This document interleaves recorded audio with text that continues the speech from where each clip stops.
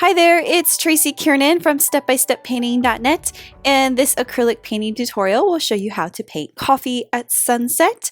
This is done on an 11 by 14 inch canvas. You can customize the color of the coffee cup or add a cute design on the cup if you want. And we're going to go ahead and get started. So I mentioned I'm using an 11 by 14 inch canvas, of course, with acrylics. And this is the brush I'm going to start out with. This is a 3/4 inch flat wash brush. And we're going to do the sunset first. So the sky is a blended background of yellow, of orange to yellow to a light yellow. So we're just going to paint a very basic sunset, and it's going to take up half of the canvas. So I'm going to be starting at the top, and I'm going to blend the three colors down to about the halfway point to create the sky in this painting. So the first thing I'm going to do is load my 3/4 wash brush in the water and kind of tap it dry. I'm starting with the color orange. So this is Cad Orange Hue. So load the orange and start at the top, and we're going to do left and right strokes. I'm going to go down about 3 or 4 inches. So your strokes should go all the way across, nice and smooth. It's not a very thick layer, so kind of a thin layer because of the water that we loaded on the brush. Make sure you're applying the paint nice and evenly and that it's going all the way across. Your strokes are not stopping in the middle of the canvas. So then I'm going to load the yellow. So I didn't rinse my brush off.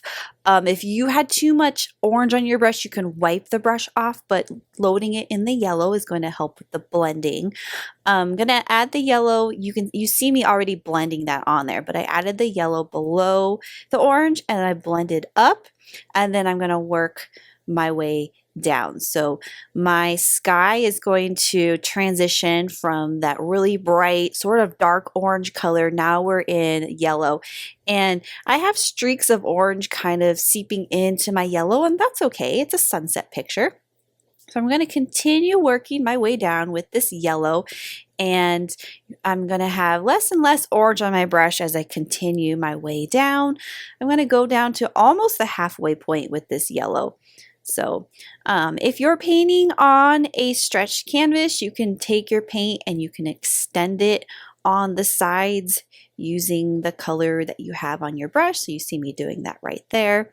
And then we're going to grab the white.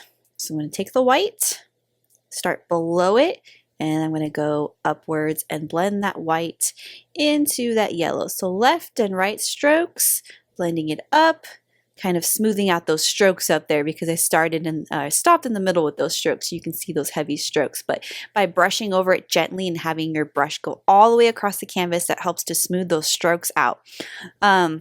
But the idea is to have our sky be really bright at the bottom. That's where our sun would be, and that's where the brightest part of the sky would be. So that's why we use the white to blend. And it doesn't have to be a perfect blend. If you have orange streaks down in the white area, that is okay. You just want to kind of just gently blend it. So where you have the 3 blended colors in the sky, very basic, very simple sky sunset background. And then I mentioned we're going halfway. I actually went down a little more than halfway, and that's okay. We're going to have mountains covering that area. So if you went down a little more than halfway, that's fine. If you went down halfway, that's fine too.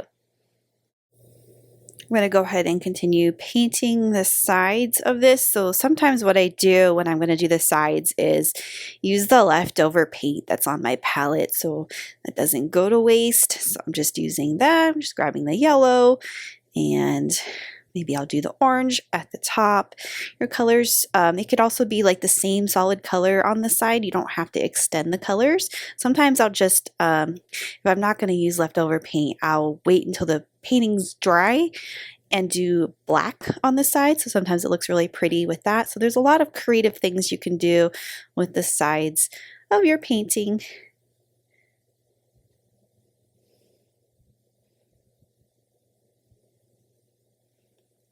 When you're done with the sky, I recommend that you let this dry before going to the next step, because we're going to be painting mountains above the horizon line, and the mountains aren't going to really work if that paint is wet. So dry it, come back, and be ready for the next step. So here's my dried version of my painting, and I'm going to demonstrate how I did these purple mountains. So very, very basic purple mountains, not realistic at all, just simple triangular mountains.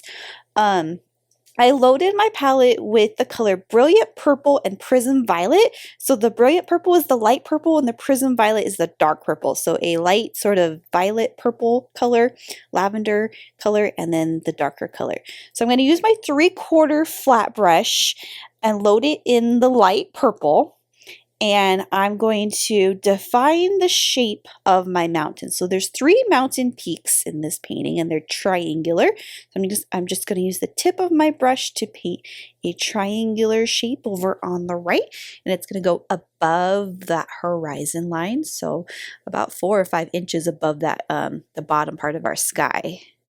And then I'm going to fill the mountain shape in using my brush, and I'm going to paint an angle stroke. So over here, my strokes are going angled to the left using the full width of the brush. Over here, they're going towards the right. So left and then right, and then at the bottom, they can kind of just go a little bit more horizontal. So basically just filling in that triangular shape with angled strokes and using the tip of the brush to define that triangular shape. And you'll find with this light purple that it's see-through, and that's okay.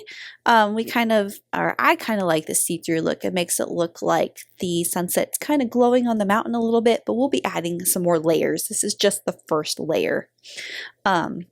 So same thing. So here's my middle mountain. It's about the same height, but it's in the middle. So same thing, fill it in with angular strokes. And then my mountain over here on the left, same thing. Maybe the top peak is a little bit lower. Maybe the angle is angled a little kind of more lower, and it's overlapping the middle mountain.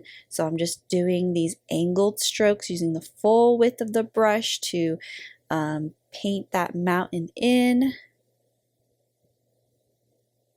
swooping the stroke downwards at an angle. So this mountain's in the front and it's overlapping that middle mountain piece.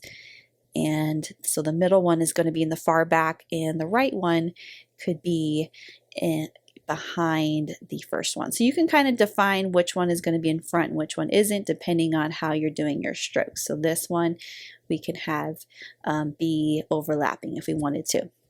So then I'm going to do the second layer, and I'm going to load with the Prism Violet, so the darker violet, and I'm just adding a second coat with that darker violet over the mountain. I want my bottom of the mountain to be slightly darker, so I'm going to load that darker in there, and I'm going to work from the bottom and kind of stroke upwards. So this mountain's going to be overlapping the one that's to the left of it. So I'm just taking those darker purple strokes, and I'm painting at an angle. Those angles are kind of going in different directions to form the shape of the mountain, full width strokes, and it's kind of blending with that light purple. So over here on the left, same thing. Have this one's going to be in front, so I'm just taking that angle and overlapping the other one. So those full width strokes going at an angle, going upwards. And notice I'm not going all the way to the top, so I'm leaving the top peak of the mountain without the dark purple, because that top is actually going to be lighter. I'm going to add some white at the top there. Don't worry too much about the base of the mountain. It doesn't have to be smooth and straight. In fact, we'll be covering that with a green layer of land later. I'm actually going to rinse and use my white here because I want the top peak of my mountains to be lighter. So loading your brush in the white, and then I'm just taking that white and painting the top of the mountain and just kind of dragging it down and letting it loosely blend with the rest of the color. So just using the tip of the brush and very, very lightly dragging that down. That white is kind of blending with our purples at the top. So our mountain looks lighter at the top and darker at the bottom. I'm going to switch to a 3/8 inch angle brush here. So a smaller flat brush essentially, but it's an angle brush because this is a smaller area and my big flat brush isn't really doing what I want it to do. So this is the 3/8 inch angle brush and I'm doing the same thing. I have the white on my brush and I'm just painting the top part of the mountain and I'm stroking it down at an angle, letting it blend with that lighter purple. If it's too much white, you can grab some more of the light purple. So I have my brush double loaded actually in the light purple and the white. So it's a light, extra light purple. And I'm using that to just kind of let it blend on the canvas, using the tip of my brush to define the mountain. So these mountains don't have to be perfect. In fact, remember the painting is through a window. These mountains are in the distance. They're not really the main focus of the painting. The main focus is actually our coffee cup that's going to be on the ledge. So don't get too caught up in the mountains. Just try to keep it simple.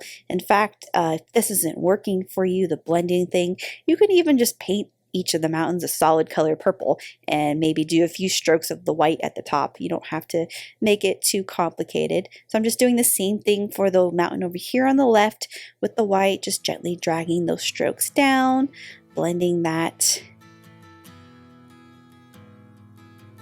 And so there are my basic mountains.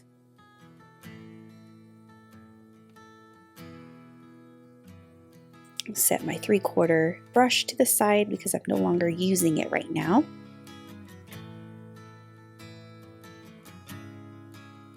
And I'm just going to go back in, add just a little bit more white at the top and just kind of really define the top edges of those mountains.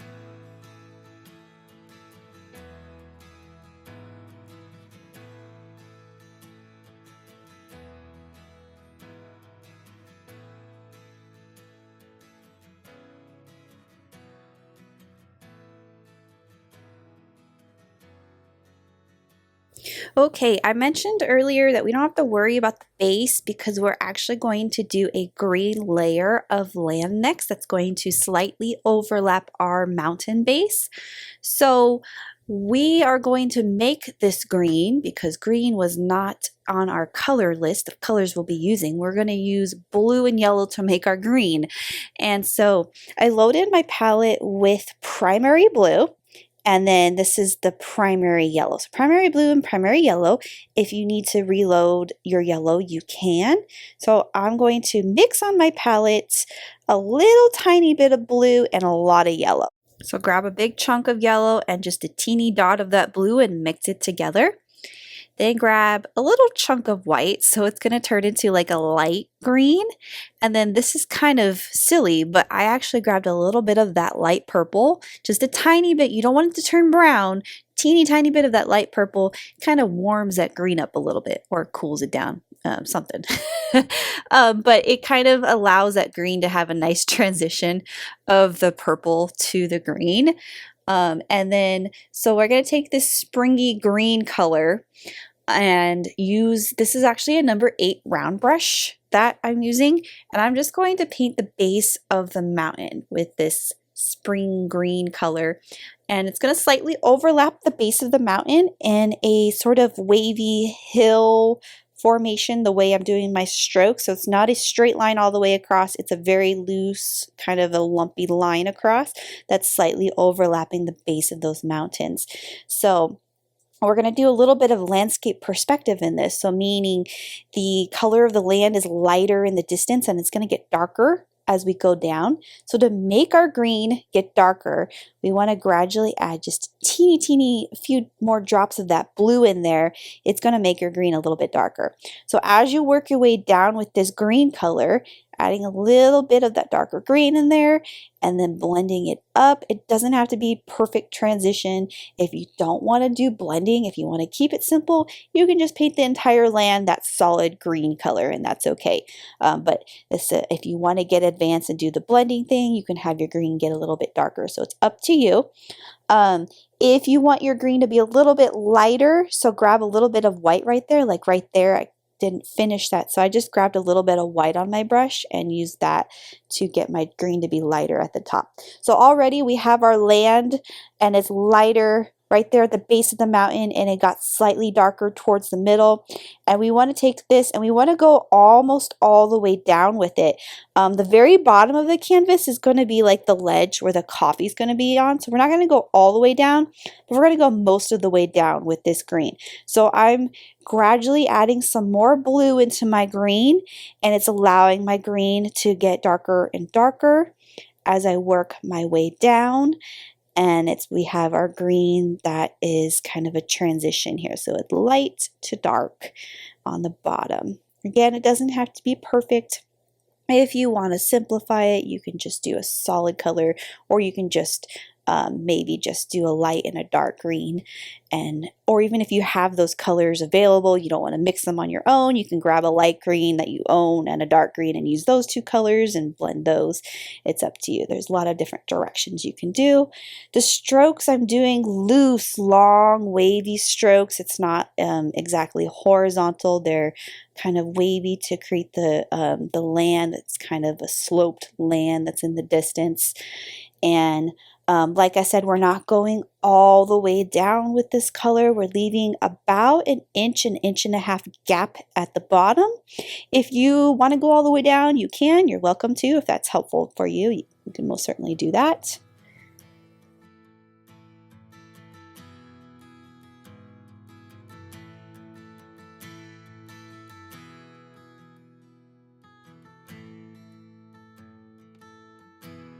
There's a little bit of purple showing through the green top layer, so I'm just going to add a second coat up here with that light green color, just mixing it again on my palette and going back over that with a second coat. Adding a little bit more titanium white in there will help with the coverage, because titanium white, such an opaque color, can go over that. And just kind of define that hilly land area so that it overlaps the base of the mountain. And then I can take the rest of the green that's on my palette and just do the sides of the canvas.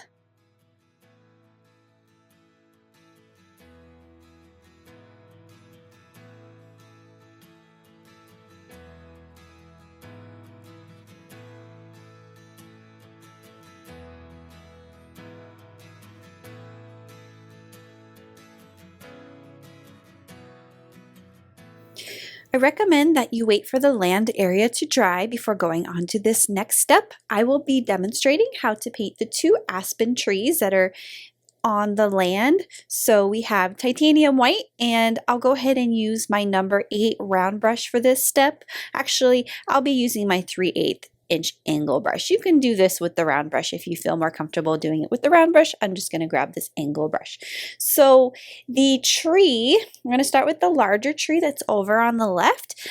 It is going from the very bottom, so we don't see the base of it because our ledge in the finished version is going to be covering the base of the tree. But we're going to start at the bottom where that gap is, and I'm going to paint kind of a wide trunk, but then it's going to quickly get thinner as I go up. So painting it kind of wide and then using your angle brush, twisting it to get thinner.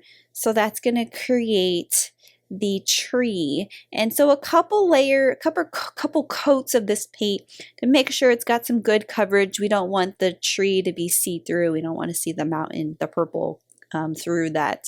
So you might need to let it dry and then add a second coat in there. And then the edges are a little bit wobbly, so you can kind of shake your brush a little bit to get the edges of the tree a little bit more organic. They don't have to be like a perfect rectangle shape. They're a natural forming tree trunk. They're not really a sharp shape, if that makes sense.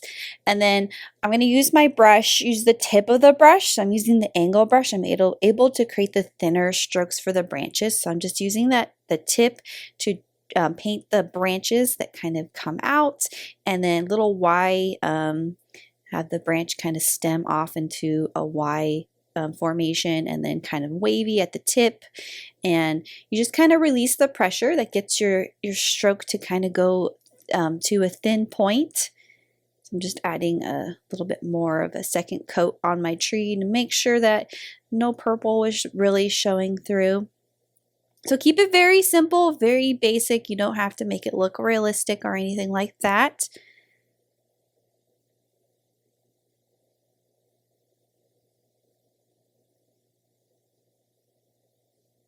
And then my second tree over here on the right is going to be a little bit higher up. So we do see the base of that tree, and it's thinner because it's a little bit further away. So I'm going to do the same thing, have the trunk, the base of the trunk be a little bit thicker, and then it's going to quickly go thin and go to a point. And so the top part of this tree does not go to the top of the canvas. It kind of stops in the middle of the sky somewhere. But if you wanted it to go all the way to the top, you can. So you can change this tree to be a different size if you wanted to. You can even add more trees if you want. Just doing some branches. Keep in mind, the more detail you get with the landscape, you might get a little bit busy, because remember, the focus is that coffee cup that's sitting on the ledge, and this is actually a window. So keeping it simple, not adding too many landscape features in this is going to help kind of make the design not look busy or anything. I'm just doing a second coat on this tree to make sure it's got some good coverage so that purple's not showing through. And then you want to let this dry just a little bit. If it's a little bit wet, that's fine. This technique that I'm going to show you is still going to work. But we're going to grab our Mars Black. So there's our Mars Black. And we're going to do the little marks for our aspen, or either they're aspen or birch trees, kind of the same little technique here. So grabbing the little bit of black on the tip of the brush, I'm still using that 3/8 inch angle brush, and I'm just going to drag it. So I'm only loading a little bit of paint on the brush and kind of dragging it. So there's two ways you can do that. You can use the tip of the brush to just kind of like stamp it, or you can use the brush on the side and just kind of drag it, and that'll create the little black marks on the tree. And I'm just going to add those marks all the way up. And I'm only doing it on the right side, so I'm not doing it on the left, but it's okay if you want to do it on both sides. I just picked one of the sides to do the marks. Some of the marks are like in the middle. You can make a variety of things. You can stamp it and do the drag stroke, and then you can even add some black marks on the branches as well.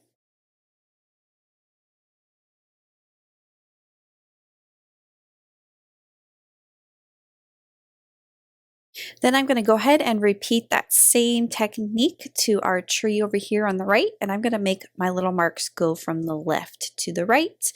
But again, you can do it on both sides if you want.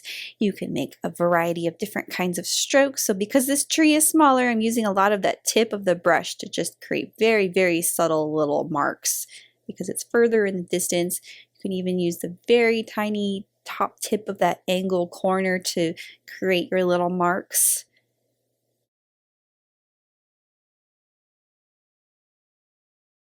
And then maybe I'll just use the tip of the brush to loosely outline the side of some of the branches. Gives those branches a little bit of contrast.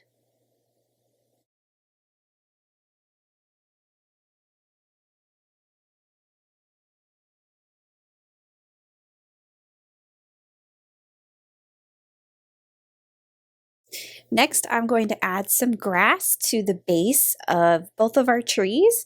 So this tree over here on the right, I'm going to start with, and this grass is going to be a lot of blue. So I'm grabbing my 8 round brush and the color blue. I'm going to add a little bit of yellow in there, so it's kind of a bluish green color. And then I'm going to just use that to paint the grass blades on the base of this tree. So I'm just using the tip of the brush and painting angles to create the grass. It's mostly blue. So you can grab a little bit of white in there to add some contrast, but all I'm doing is using the tip of the brush and just painting angles very lightly, very loosely, just on the base of that. I'm not going to add grass throughout the whole landscape. That would be a lot of work to do. I'm just adding it to the base of both the trees. So I did it over on the left, the tree that's on the left, just a few little grass blades on the bottom. And that's it. So remember, the bottom part is going to be your ledge and your coffee cups. So I'm not going to do any landscape stuff in the middle, because if I add any trees in the middle right there, or grass or anything like that, it's just going to be covered by that coffee, and it wouldn't be very necessary. So the middle is very blank in our landscape.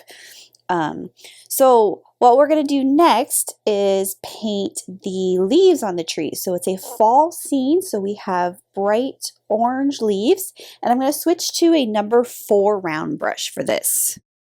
So here's my number 4, and I'm using the color Cadmium Orange Hue, just the orange, and these are relatively thick strokes. So I'm taking a good chunk of paint right there on the tip of my brush, and I'm applying it rather thickly so that it'll show up against your super orangey sky. If it's not showing up, you can always create contrast in those leaves by adding a little bit of white to it. So the white will help that show up, so it'll look lighter than the background, or adding a little bit of yellow to it. Or if you want to grab red, red's not a color I'm using at all, but if you have red and want to do red leaves because the red leaves will stand out better, you can do that. Basically, it's just applying little clusters of dots on all of your branches. Keep it very simple and basic. Remember, simple, basic is kind of the key word with our landscape here, because it's a window scene and we don't want to get too complicated and detailed. And so I'm actually grabbing a little bit of that white, so you can see what happens when you add the white in there. The white kind of lightens up that orange and makes it stand out a little bit more. So I'm just going to continue painting little circle dots all throughout the branches, and I'll go silent here for a little bit.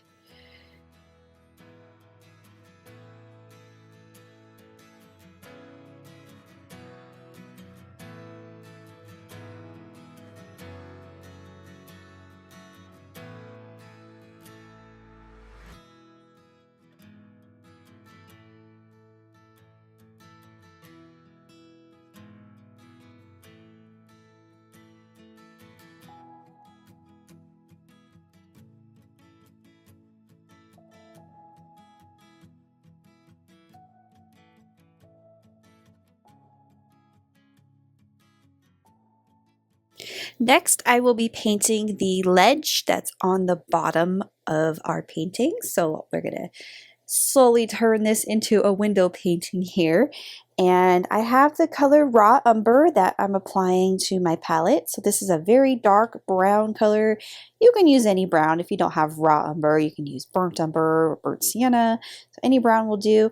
And I recommend getting some masking tape for this, and also a T-square ruler is suggested so we can get our table ledge level. So I'm just going to position my T-square so our ledge is going to be about 1.5 to 2 inches from the bottom of the canvas. Does not have to be exact, just an area where however big you want your ledge to be, and then you want to lay your masking tape so that it's parallel to the bottom of the canvas. So that's why I'm using the T-square, to make sure that's lined up and it's parallel and not slanted.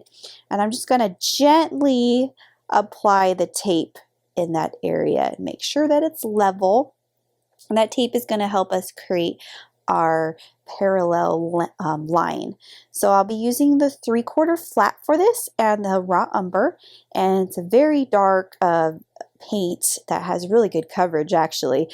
And so I'm just going to cover that bottom area with the brown, and I'm going to lose a little bit of my tree and grass, but that's okay.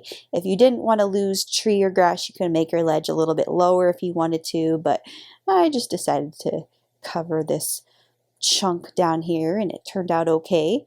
I'm just going to paint that to the tape line. Just be really careful when you get to the tape line, and don't let your paint be too watery in that area. You don't want your paint to run under the tape. And so just paint it solid, left and right strokes, super simple. And then we're gonna get this to be a wood texture. So what I like to do when I'm creating wood texture is before the brown layer dries, I like to grab a little bit of white on the tip of my brush without rinsing it and just gently blend in some white left and right strokes in there. So that's the wood grain is going horizontal, and just let that blend gently with your brown, and it'll create a different varied look of the wood grain. And then I'm applying that brown to the edges of the canvas too, just extending that color on the sides.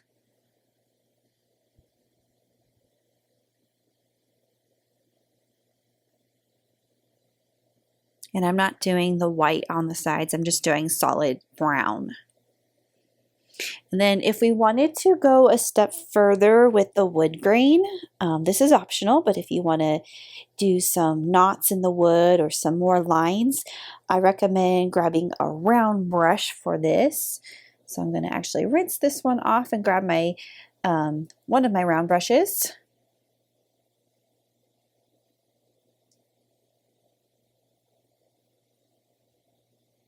So this is the number 4 round brush and titanium white. And so I'm just going to pick an area over here on the right to do like a little cat eye shape. So I'm just doing the little knot in the wood grain. And then I can just take that and loosely add some lines. If the white is appearing too bright, you can always mix a little bit more brown in it so that it's a light brown. But since my brown is not dry, that white is gently blending with the brown, so it's creating the blended look in the wood grain. And just a few horizontal, remember the direction of the wood grain is going left and right, so just make sure my strokes are going left and right. So very simple wood grain textured look for our ledge. And then when we're done with this, we don't have to wait, or I usually don't wait for the paint to dry before I pull the tape off, but if you wanted to wait for it to dry, you can. I'm going to pull that off, and so we have our ledge for our window. The next thing I'm going to do is draw my coffee mug. So with a piece of chalk, you can also do this with a white colored pencil or a regular pencil. You don't have to use chalk. But I'm going to start at the bottom and do a curved line for the base of my mug. My mug is not centered, it's offset to the left. If you wanted to center yours, you can center it, but I wanted mine to be not centered.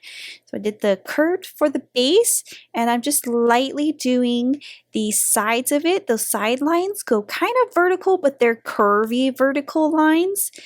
And then the top part of my mug is going to be an oval, an elliptical shape oval for the opening. And then just going to go back over my drawing. So the sides are kind of curved, and we have our oval opening and our base of our mug.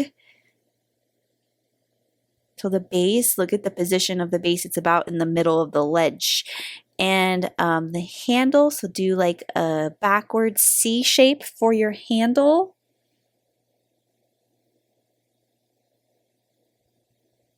The nice thing about chalk is it erases, so if you need to erase, you can get a very soft wet wipe to erase it, or you can erase with a wet paintbrush. And just draw, I'm going to extend my handle so it's a little bit larger. There is a traceable for this, so if you need to use the traceable to transfer your coffee cup, you're welcome to do that. So then I chose blue for my coffee cup. The blue creates some really pretty contrast with the warm colors in the background. So that's why I chose blue, but you are welcome to choose a different color if you want. So this is primary blue, and I'm going to paint my mug with the angle brush, the 3/8 inch angle brush. And the problem with this blue is it doesn't give good coverage. So if I painted the mug solid blue, it would be see-through, And so a way around that is to grab titanium white. So I'm double loading my brush in titanium white and the blue. And I'm using both of those colors to paint my mug. So I'm going to do contouring strokes, and that just means that I'm kind of going in the direction of the shape. I can use the tip of my brush to outline the shape, and the strokes are kind of going in the direction of the mug. So over here on the left, they're kind of going vertical, and over here on the right, they're kind of going curved, and in the middle, kind of curved. And you're just filling in your coffee cup shape with that color, using the tip of your brush to outline the top part. I'm not going to paint the inner part of that. That's going to be blank because that part is going to be painted in brown. So just paint it in. If you wanted this to be darker, so I did the first layer kind of that light blue, then I can go back in and add some more of my primary blue in there if I wanted it to be darker. So these strokes are going contouring. See how they're kind of curving in that direction? Curving, and this one's curving this way. Letting those colors blend on the canvas.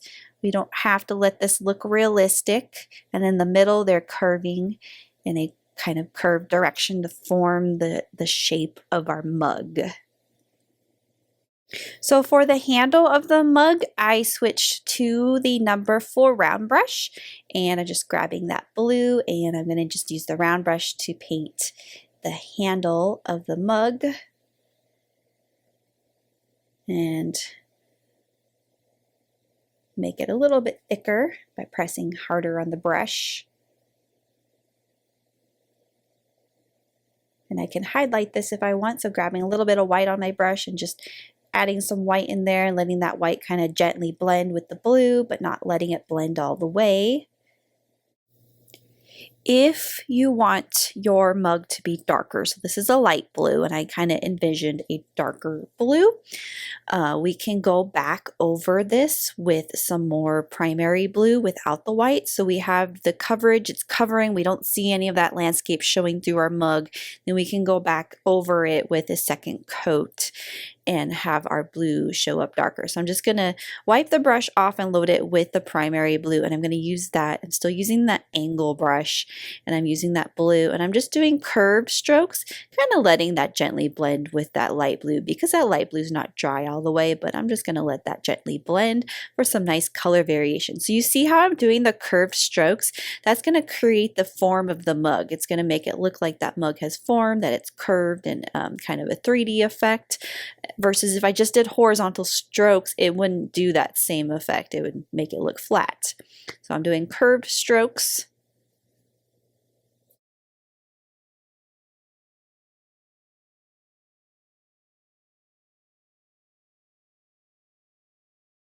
And then I'm outlining the most of that cup using the tip of the brush with the blue, just defining that. Outline the rim a little bit. If I wanted to, I could even do some titanium white on the rim. So you can use my round brush and not the titanium white, but the brown. So I can do the brown for the coffee on the inside of that oval. So just painting that shape in with the raw umber. So we have our coffee. We don't lose the rim, so you can still see the blue top part of the rim. And then I'm going to do shadow under my mug. So just the raw umber, and I'm painting a shadowy area, but I'm also defining that bottom. So I kind of cut off the bottom because I wanted to make my cup a little bit shorter at the bottom. But you don't have to do that if you don't want to. So I'm defining the bottom using the raw umber. This is the number 4 round brush, and I'm just doing curved strokes, and that creates the shadow under our cup. I'm going to go back with the blue now, and I'm just going to go back and kind of fix that bottom part, and it's going to look dark and shadowy down there. So I'm just doing the curved bottom part, and I'll just kind of do curved strokes and drag it upwards.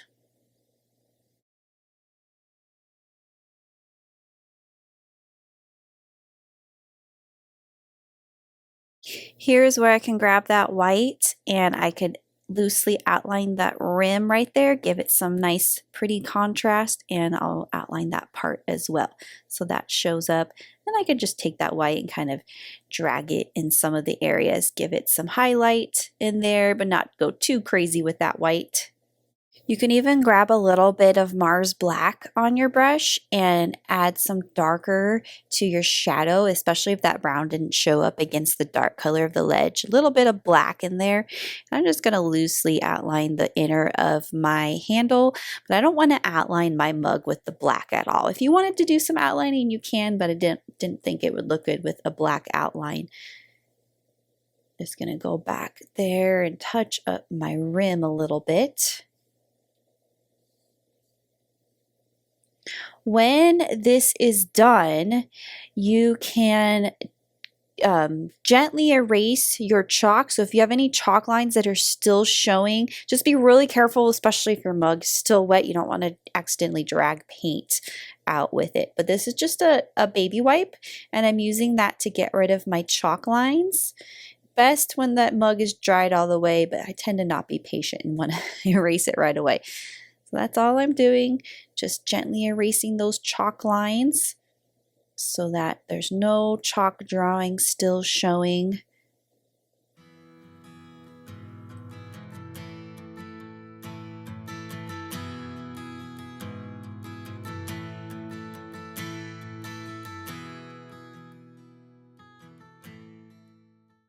Next, I'm going to paint the window pane lines. So I highly recommend that you use the T-square ruler or a straight edge for this, so your lines are perpendicular. And for this one is going horizontal, so I'm placing it pretty much in the center of the canvas. You don't have to have it be centered. Your window could be offset and not be centered. So wherever you think that middle line would look good, if you don't want to cover a part of your tree or your mountain, you can make your line higher or lower. So that's up to you. But I'm just using a number 4 round brush and the raw umber color, and I'm just very gently painting a thin line, and I'm utilizing my ruler to create my straight line. So it's allowing my line to be horizontal, and of course I am getting paint on the ruler, and that's okay. So just a nice even line across. If you wanted to add a little bit of highlight, you could grab just a bit of white on the tip of the brush and just kind of loosely let that white kind of blend with your brown on there. So that'll just kind of create some pop in your window pane line. So it's already starting to look like a window somewhat. Be careful when you do your next line, wipe off paint, so you don't want to get brown paint accidentally somewhere where you didn't want to. So I'm just wiping off my ruler really quick, and I'm going to do my vertical line next. So position your ruler where you want your vertical line to be. So I wanted mine, we can do center. It doesn't have to be perfect center. Just kind of keep in mind where the placement of your cup, where you think that line would look best, and then do your vertical line. So the same technique. So you can do the brown, and then you can load a little bit of white in there for some color contrast in your line.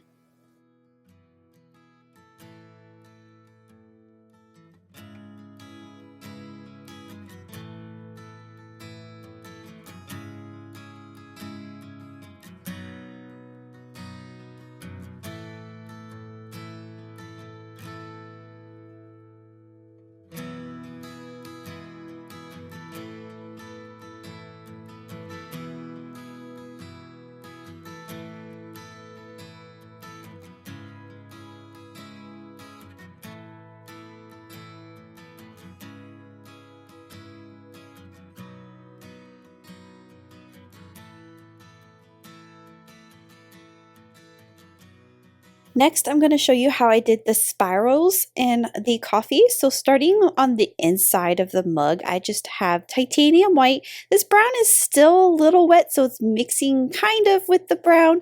If you want, you can mix some brown with white to make a light brown, but just do like a spiral thing on the inside of your coffee, and then do your spiral lines. So these are fun to do for coffee paintings. You just do a very thin, loose spiral line. I'm using the number 4 round brush, by the way. So just using that titanium white, and you're doing very, very loose lines. When you do a loose line, you hold your brush very loosely so that the line is not super thick or continuous. It just kind of like wisps and gets thin because you're holding that brush very, very lightly. And then you can have some fun with your designs and add some more offsetted lines to your spirals. If you want, you can have your spirals form a heart. There's lots of fun, intricate swirled designs you can do with your coffee steam. So some of the lines are a little bit thicker, so I pressed on my brush a little bit more to make the line thicker. You can even have some fun. Maybe there's some whimsical little dots in there, so that's up to you if you want to get super creative with your steam lines. And our tutorial's almost to its conclusion. I'm just doing a few little highlight touch-ups to the mug. Oh, there's also one other thing that we're going to do to our window here. I'm going to demonstrate how to do some glare on the window glass. So to do your glare, you want to, and this is optional if you're not really comfortable with this. If you like the way it looks, then you don't have to do this. But this is the 3/4 flat brush. I'm going to do dry brush. So I'm going to load the tip in just the white, and I'm going to wipe off a lot of that paint. And I'm going to just kind of drag the brush very quickly to create a very, very translucent line. You should see the majority of the color through that line. And we're not going to paint the entire window that glare, just a few streaks here and there throughout your window. So just remember, loading only a small amount of paint on that brush and wiping it off is essential to creating that dry brush technique.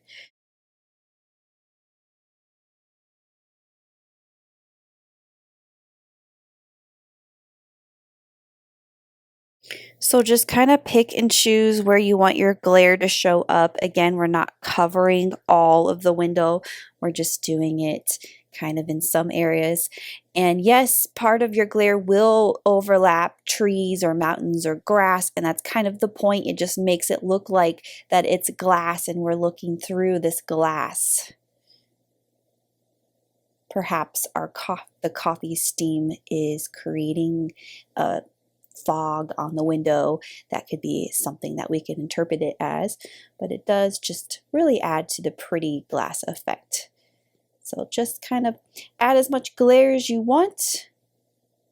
Again, full width strokes, quickly dragging that brush.